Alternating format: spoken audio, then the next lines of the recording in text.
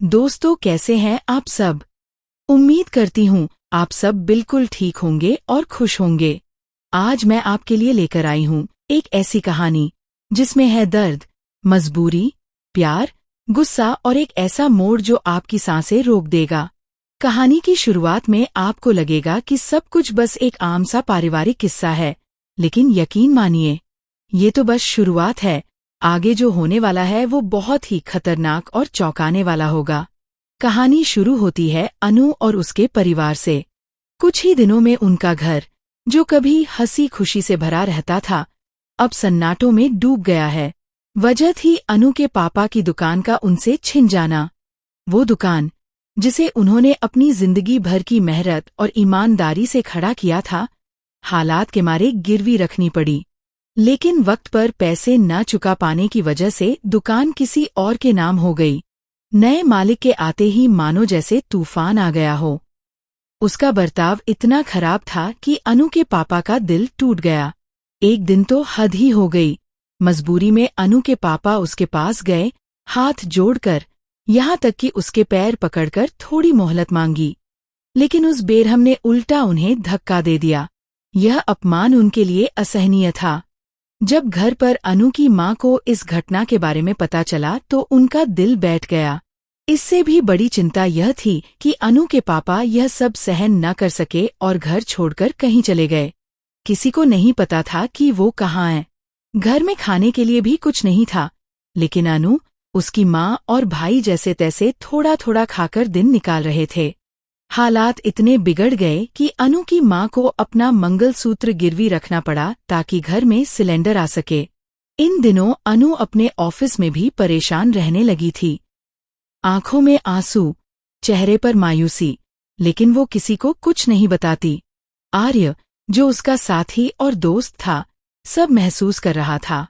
एक दिन उसने अनु से कहा, मुझे पता है तुम मुझसे प्यार करती हो, लेकिन हमारे बीच यह मुमकिन नहीं है। देखो हमारे बीच की उम्र का फासला और हालात। ये सुनकर अनु का दिल टूट गया और वह फूट फूट कर रो पड़ी। आर्य ने समझाया कि वह अपनी मां की पसंद के लड़के से शादी कर ले, लेकिन अनु चुप रही। फिर एक दिन अनु को उसकी मां का फोन आया। घबराहट भरी आवाज में मां ने कहा, बेटा, तुम्हारे पापा घर से चले गए हैं, पता नहीं कहाँ हैं, और अब तक लौटे भी नहीं। ये सुनते ही अनु का दिल धक से रह गया।